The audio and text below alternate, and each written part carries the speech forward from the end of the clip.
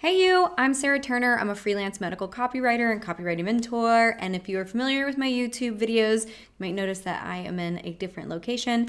I'm actually in Florence, Italy, and I am on the road for 7 weeks as I, kind of travel the world and take my work with me. This is one of the main reasons I became a copywriter, was so I could travel a lot and always be able to take my work with me. So whether it was to see family or to travel the world, it's one of the main reasons I went down this path, and it's honestly been one of the most rewarding things. So today I want to talk to you about the biggest retainer that I have ever had a client on, and that was a $21,000 a month retainer as a copywriter. Yes, you heard me right. I had a client that I charged every single month for over a year. It was about a year and a half, $21,000 a month. And I'll kind of just jump to the end. We actually stopped working together because I decided that we were no longer a good fit. It kind of came to a head where I really just didn't feel like they were taking my advice anymore. They were a little bit of a startup. They were kind of a mess. And it was definitely hard to let go of that chunk of income, but I was very quickly able to replace it with many other clients. So in my experience and in talking to other copywriters, the $20,000 to $25,000 a month mark is typically where most copywriters kind of cap out or top out in their monthly income. And I've had lots of people ask me like, holy cow, $21,000 a month, what was included in that work with your client? So I wanted to kind of break that down for you today so you can kind of see what a big next level strategy looks like when you're a copywriter who's offering a comprehensive strategy. So that is how you, by the way, get to retainers of that level, is when you're offering, multi-level strategic recommendations to your client. So let's break it down. So first things first, a little background on this company. They are in the health and wellness space. As I mentioned before, they were a little bit of a startup. They needed a lot of different types of copy. So one of the things that I provided for them every single month, because they were running Facebook and Instagram ads and Google ads, was ad copy. And typically I provided them with about 10 variations of ad copy. Now I do ad copy maybe a little differently than a lot of other copywriters. So what I do is I generally write one long form of copy, and then I break that same piece of copy into a medium length copy and into a small length copy. So 10 Facebook ads or Instagram ads will actually get you about 30 different variations. And the reason that's important is because when you are working with the Facebook or Instagram algorithm, you want to have a lot of different variations to work with to see what the winner is. So that is one of the things that they needed on an ongoing basis. Also, oftentimes ad copy will wear out. Not so much with Google ads, but with Facebook and Instagram ads for sure. So what you need to do is to be refreshing it. So I was kind of also always on call for any ad copy that they needed for the month. Along with that came audience recommendations and visuals. So I am not a designer. I don't do design, and I definitely don't recommend you do either unless you have an eye for it, you're trained in it, or you're good at it. Because bad design can really ruin an ad, and even copy can't help fix bad design.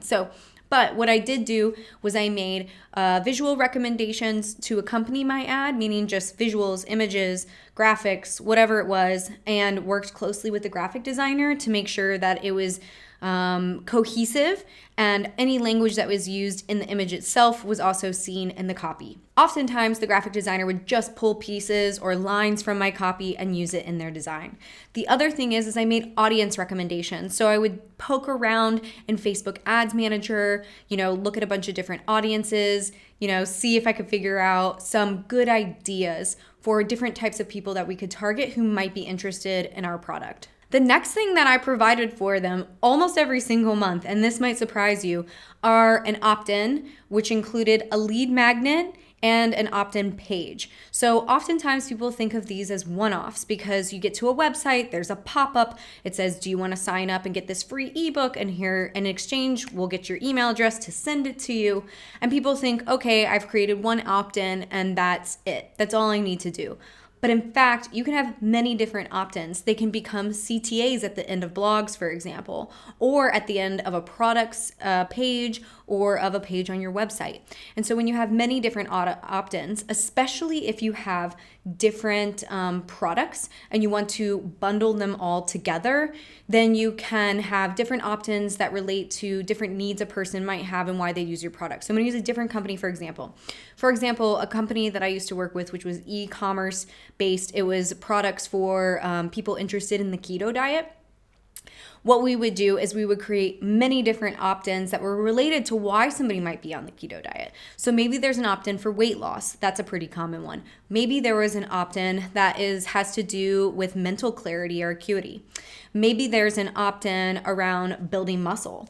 So each of these opt-ins were targeted at different interests and different types of people who might all be interested in these products, but we didn't try and write copy that spoke to all of them because all three of those people are very different people, right? They're all participating or choosing to use the keto diet for three completely different reasons. So we would have multiple opt-ins and they would appear on different pages, on different product pages, at the end of certain blogs, within, email sequences, although that doesn't really necessarily make sense because they're already on your email list. But sometimes we would use it as like a free gift. So the opt-in included a lead magnet, like an ebook, a video series, a challenge. Sometimes we would host challenges. Maybe it was a get started with keto challenge, something like that. And that would be the lead magnet. And then we would have that go to the opt-in landing page. And that would be the page that included copy and it needed to be consistent with the actual opt-in, right? Or whatever the lead magnet was. So if it's a free ebook on how to get started for weight loss, then obviously the opt-in page needs to reflect that and be different and unique and cohesive. All these opt-ins then would lead to, once they sign up for the email list, an email sequence. So then I would put them into an email sequence and automation. I would also make sure that they were tagged within the email platform or program. So let's continue with our keto example. Maybe it would be that they signed up for the ebook on weight loss. So then they would get tagged with weight loss in the email program. So I would know these group of people are interested in weight loss. And then it would put them through an email sequence that was specifically written to engage somebody who is interested in our products from that perspective. And so maybe it would go in through like a 5-day welcome sequence. Welcome sequences are super important. It's important because the first email generally has an open rate of around 50%, whereas industry standard for most emails are around 20%. So it's a huge opportunity for really getting in front of them, setting a good impression, and also making sales. This then followed into a sales page. Now, sales pages were generally used for both these companies actually that I'm talking about, but let's go back to the original company who's also in the health and wellness space. Those landing pages or sales pages were really primarily to handle objections. So they would be handling objections, making sure that you're explaining what the product is, how it can help you, how it benefits you, touching on those pain points and those desires, and then of course with the ultimate goal of making the sale. So yes, we had multiple sales pages, again, directed at the different types of people who are interested in our particular products. So that would be considered a funnel, starting with Facebook ads, moving into opt-ins and lead magnets, into the email sequence, followed by the sales page. Now they're on your email list, so you can't just forget about them, right? So another part of this $21,000 a month retainer were nurture emails. And that might be an email once a week, maybe highlighting a blog, not pitching a sale, just adding value to their life and making sure that it's really focused on the actual person who's reading it and not so much like newsletters about our company, things like that nobody wants to read. Another thing that was included in this retainer was list segmenting and automation recommendations. So list segmenting is super important and often gets overlooked by a lot of people, really. List segmenting is something that is really powerful and super amazing about our email platforms. So email platforms like ConvertKit, ActiveCampaign, Klaviyo, They have a really powerful tool of tagging individual customers that are on your email list with important things that they've done, actions that they've taken, if they've purchased in the last 30 days, if they have a certain threshold of amount of money that they've spent, meaning that they're a high value customer, if they are interested in weight loss, if they are interested in building muscle. So list segmenting is something that should be done from the beginning. Anytime that you are bringing people onto your email list, tag them with something, at least so that later on, as your marketing strategy becomes more complex, you can look back and understand where they came from at the very, very least. So list segmenting, also thinking about and strategizing, what can I email this particular segment about? Is it about building muscle? Maybe we host an email challenge or campaign where for 7 days, we're gonna offer just to those people a sale or free shipping or something to get them a bundle of products that is gonna help them build muscle. So that's just an example of what I mean by list segmenting and automation recommendations. So automation recommendations specifically is when you are setting up the funnel, making sure it is all speaking to each other. Sometimes you have to use outside programs like Zapier to make sure the different programs can speak to each other well, and you really want to make sure that you're helping your clients with that. So automation recommendations was absolutely included in this big old hefty retainer. Automation recommendations might also include triggers. So for example, when somebody enters an email list and takes a particular action, like maybe they make a purchase within the first email, those are people who are super interested in our products, and therefore maybe we want to send out an email to them that gives them 10% off their next order. Because maybe that tells us that they're super into what we're offering, and then we want to reward them and continue to engage them. So these are all just some of the ideas. There's no right or wrong answer here. It can be a little bit of an art and a science. It's super fun for me because you get to experiment, you get to test new things, but it is definitely one of the things that as a copywriter is going to get you to that next level. The next thing that was included, and yes, this was monthly, were product descriptions and product bundles. This is one of my favorite strategies, especially in the product space. So for this particular client, what we did was, one, we had very fleshed out product descriptions, and we would sometimes bundle different products together to accomplish a certain goal. So I'm gonna go back to the keto example, which was another client of mine. It wasn't on a retainer as big as this, but they're comparable. So for example, with the keto products, maybe you have MCT powder. MCT is something that helps people get into ketosis, and maybe you pair it with electrolytes because electrolytes keeps keto flu at bay, and they're important for anyone on the keto diet. So maybe you're pairing that with electrolytes and maybe a high-fat protein powder. So maybe you're bundling this and you're calling it your Get Started to Keto bundle. And so we would have a product page or a product description that was very sales focused specifically for that bundle. And we found that that was super effective, both with this company and with the other health and wellness company. So product descriptions and bundles, bundling them together, especially the holidays are coming up. For the holidays, making sure that you have some Black Friday bundles. People love that. Making sure that you have bundles for Christmas or gift, or maybe you have somebody in your life that you want to be like a little healthier and you want a way to gift it to them without offending them, right? So these are just some of the many, many, many ideas that we incorporated into their marketing strategy, again, on a monthly basis. A lot of times people think that product descriptions are one and done, but there are so many ways to make them more desirable and to upsell your customer, especially because so many of the products in the health and wellness space actually complement each other. So if they genuinely complement each other, and then why not make it easier for your customer to say yes to a more comprehensive strategy, which includes multiple products, right? So the next thing we did every month was send out a sales email sequence. And we did this every single month, but not necessarily to the whole email list because that would probably wear them out. So what we would do is we would send them out to a segment of the email list. Again, maybe it's for people looking for mental clarity, and that's why they're wanting to get on the keto diet. Maybe it's for Black Friday, and so we're going to send it to the people who are most likely to purchase because they've made a purchase in the last 30, 60, or 90 days. Maybe we're sending out a sales email sequence specifically to people who haven't purchased before, and we're just handling objections. See how those are different audiences that would require a very different email sequence?